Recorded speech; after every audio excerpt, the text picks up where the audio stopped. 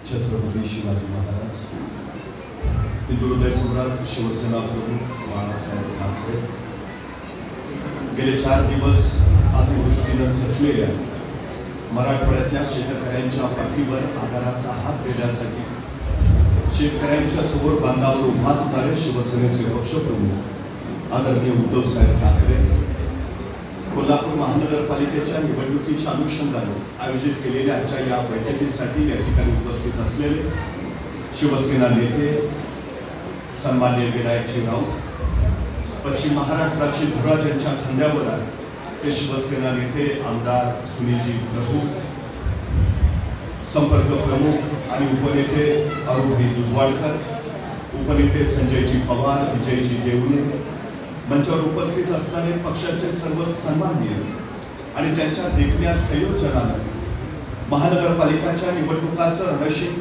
ज्या कार्यक्रमातून आज फुंकलं जात आहे त्या कार्यक्रमाचे संयोजक सन्माननीय जिल्हा प्रमुख रविकिरणजी इंगवले आणि उपस्थित असलेले आपण सर्व, याच भूमीमध्ये देवी महालक्ष्मीनं कोल्हापुराचा वध केला आणि या भूमीला कोल्हापूर असं नाव मिळालं। इथं जे जे उन्मत्त होतात त्यांना जागा दाखवण्याचं काम या कोल्हापुरात आणि कोल्हापूर वासियांनी कायमच केलंय। छत्रपती शिवाजी महाराजांच्या आणि छत्रपती संभाजी महाराजांच्या पावन शौर्यानं पुलकित झालेली ही भूमी आहे। दिल्ली झाली दिनवाली, दिल्लीशाचे गेले पाणी, रामराणी, दाराराणी, भद्रकाली, गोपली, त्या तरावळीच्या पराक्रमाची गर्जना अजून या कोल्हापूरच्या भूमीमध्ये घुमती आहे। स्त्री शक्तीचा जागर घडवणार हे कोल्हापूर आहे। खरं तर महाराष्ट्राला दिशा देण्याचं काम या कोल्हापुरानं कायम केलंय आणि कोल्हापुराला दिशा देण्याचं काम या छत्रपती शिवाजी महाराज पेठेनं केलंय आणि म्हणूनच शिवसेनेचा हा पहिला मेळावा आज या छत्रपती शिवाजी महाराज पेठेत आयोजित केलेला आहे। खरं तर शिवसेना निवडणुका आली की सर्वसामान्य जनतेच्या दारात जाते असं कधी घडत नाही। वंदनीय हिंदुहृदय सम्राट शिवसेना बाळासाहेब ठाकरेंनी आमच्या पक्षामध्ये काम करणाऱ्या व्यक्तीला कार्यकर्ता कधी म्हटलं नाही, तर 24 तास अखंड जनमानसांच्या सेवेत असणारा सैनिक म्हणूनच त्यांना संबोधित केलंय। त्यामुळे सातत्यानं काम करतो तो शिवसैनिक ही आमची सातत्याची भूमिका आहे। त्यामुळे सातत्याने शिवसेना या कोल्हापूरमध्ये काम करतेच आहे।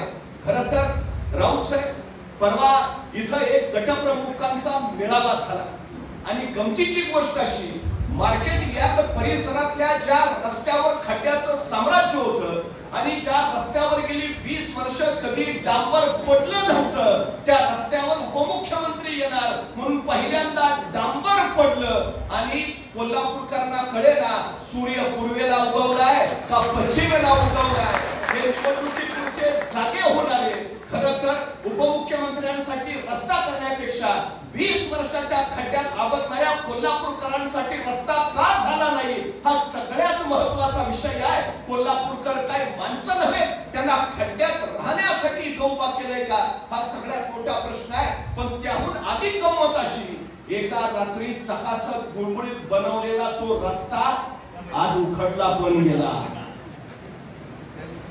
तुमच्या कामाचा दर्जा काय आहे तो परवा झालेला रस्ता तुम्हाला सहज जाऊन सांगेल।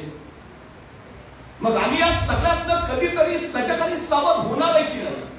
निवडणुका म्हणजे कुठल्या पक्षाला निवडून येण्यासाठी येणारा कार्यक्रम नव्हे, तर तो तुमचं 5 वर्षाचं भविष्य घडवणारा लोकशाहीचा महोत्सव आहे। हे आपण पहिलं लक्षात घेतलं पाहिजे। आपल्याला जे हवं आहे ते निर्माण करण्याचा आणि जे नको आहे ते झिडकावण्याचा सगळ्यात उत्तम योग या निवडणुकीच्या माध्यमाने तुमच्यापर्यंत येत असतो। तुमच्या भागात जर काही चुकीचं घडतंय, तुमच्या भागाचा विकास होत नाही, तर निवडून येणाऱ्या माणसापेक्षा त्याला निवडून देणाऱ्या व्यक्तींचा दोष अधिक असतो, हे आपण लक्षात घेतलं पाहिजे। त्यामुळे उद्याच्या कोल्हापुराच्या भविष्यासाठी जी योग्य आहे, जे तुम्हाला विकासाच्या वाटेवर घेऊन जाणारे आहेत, अशा माणसांना निवडून देणं हे सर्वसामान्य जनतेचं पहिलं काम आहे। आपण ते बजावाल याची निश्चितपणे खात्री आहे। पण निवडणुका हा लोकशाहीचा आत्मा असतो। त्या निवडणुका निकोप व्हायला हव्यात, त्या निर्दोष व्हायला हव्यात आणि त्या निपक्ष व्हायला हव्यात। गेले काही दिवस महाविकास आघाडीनं निवडणुकांमध्ये होणाऱ्या मतचोरीवर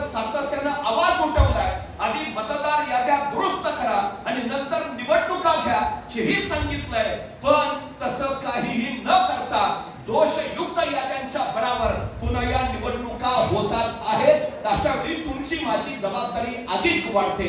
या देशाचे सजग नागरिक म्हणून लोकशाहीच्या लक्षणासाठी आणि समतेसाठी प्रत्येक नागरिकानं आपल्या पाठीमागं पुढे असणाऱ्या मतदाराची चौकशी करणं आणि बोगस मतदाराला घरची वाट दाखवणं हे अत्यंत गरजेचं आहे. नाहीतर तुमची इच्छा असतानाही जे सत्तेत यायला हवे ते या मतचोरीच्या प्रकारानं येणार नाहीत हे पहिलं लक्षात ठेवा.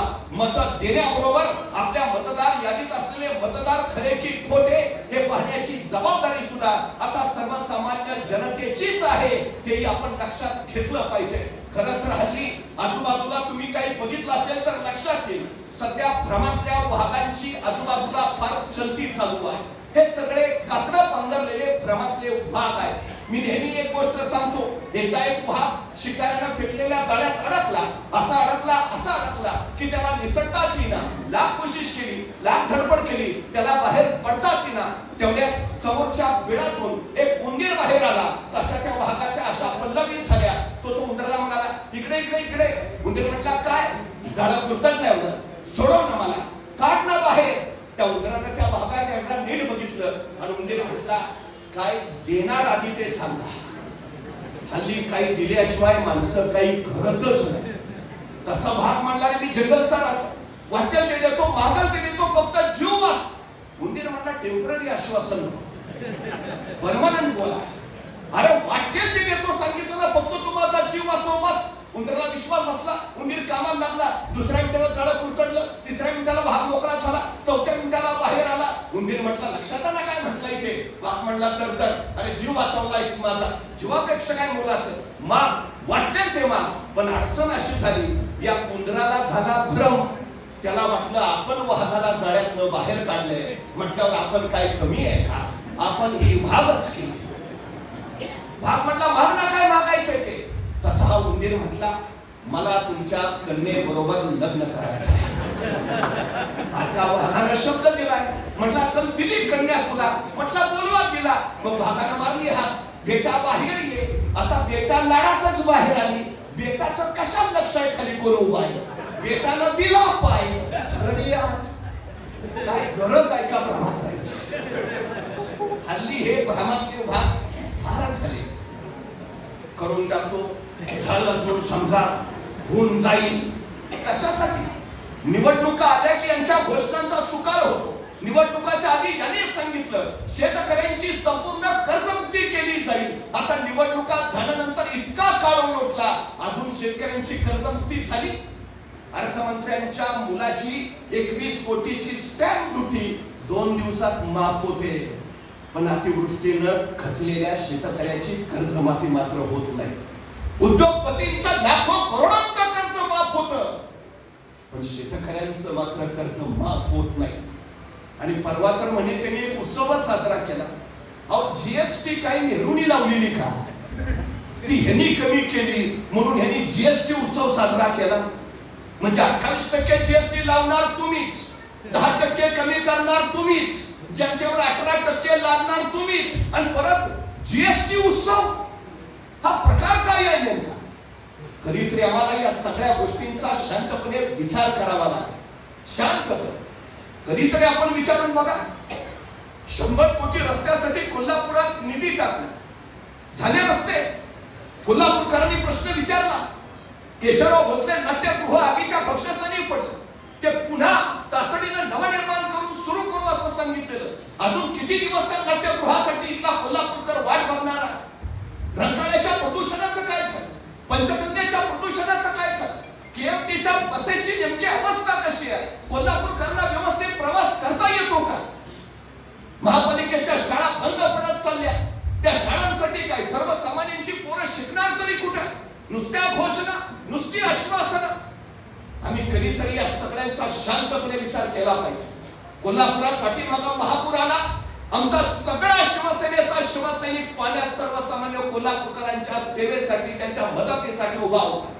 रस्त्यावर उतरणारी संघटना म्हणजे शिवसेना, जिचा जन्म संघर्षातनं झालाय आणि सर्वसामान्य माणसासाठी संघर्ष करायला जी सतत तयार आहे, ती ही शिवसेना. आज ती शिवसेना गद्दारीचा खंजीर पचवून हातात धगधगती मशाल घेऊन ठामपणे उभा आहे. की महाराष्ट्राच्या हितासाठी, महाराष्ट्राच्या रक्षणासाठी आणि महाराष्ट्र पण अखंड राखण्यासाठी आता गरज आहे सजग होण्याची, गरज आहे सावध होण्याची. काठावर बसू नका. आता कोल्हापूरच्या अस्मितेसाठी, कोल्हापूरच्या विकासासाठी मैदानात उतरायलाच हवं हे पहिला आपण लक्षात घ्या. ती सगळ्यात महत्वाची गरज आहे. सामूहिक संघटित शक्तीच्या बळावर आपण वाटेल तो गोवर्धन उचलू शकतो. हे सहज शक्य आहे. एक काठी पटकन मोडते, 5 काठ्या मोडत नाहीत. हे संघटन शक्तीचं सगळ्यात मोठं सामर्थ्य आहे. आता परत एकदा एक होऊया. या महानगरपालिका निवडणुकीच्या या सामूहिक संघटित शक्तीच्या बळावर निश्चितपणे भगवा फडकूया आणि कोल्हापूरच्या विकासाचा मार्ग प्रशस्त करूया. काठावर बसणं आता बस झालं. ही सगळ्यात महत्वाची गरज आहे. रक्षकच इथं भक्षक होतात तेव्हा लाडकी बहीण नव्हे, सुरक्षित बहीण योजना राबवायची या महाराष्ट्राला गरज आहे. हे वारंवार आम्हाला सांगावे लागेल. आज महाराष्ट्रातला 42% तरुण बेरोजगार, त्याच्या हाताला काम नाही. ही नवी पिढी व्यसनाधीन होतीये. पानपट्टीवर गांजासारखी व्यसनं विकत मिळायला लागली. आम्ही महाराष्ट्राची उद्याची पिढी नक्की कुठे घेऊन चाललोय हा सगळ्यात महत्वाचा प्रश्न आहे. खरं तर इंग्रज व्यापारी म्हणून आले होते आणि राज्यकर्ते बनले होते. हे राज्यकर्ते म्हणून आले आणि व्यापारी बनले.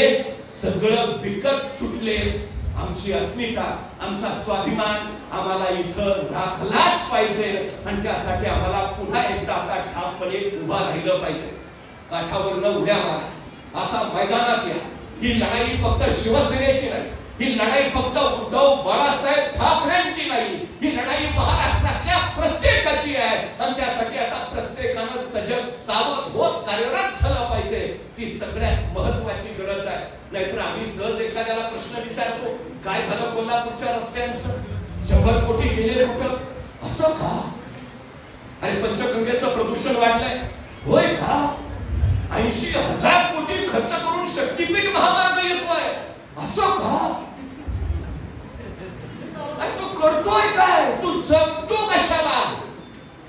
आपलीच गाडी, आपलीच माडी, आपल्याच बायकोची गुलगुल साडी. ते जरा बस झालं. सगळ्यात महत्वाची गोष्ट आहे की आता खाली उतरा. भाग आहे पण आणि भाग नाही पण या कोशातनं बाहेर पडा. आपण भागच आहोत. हिंदुत्व सम्राट शिवसेना प्रमुख बाळासाहेब ठाकरेंचे भाग आहोत. डरकाळ्या फुगल्या पाहिजे आणि डरकाळ्याने शत्रूंना थरकाप सुटला पाहिजे.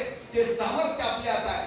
उद्याच्या सक्षम सबल विकसित कोल्हापूरसाठी शिवसेना तुमच्या सोबत आहे. चला तुम्ही शिवसेनेसोबत या. उद्धव बाळासाहेब ठाकरे यांच्या सोबत या. उद्याचा महाराष्ट्र घडवूया. भगवा डौलानं फडकूया.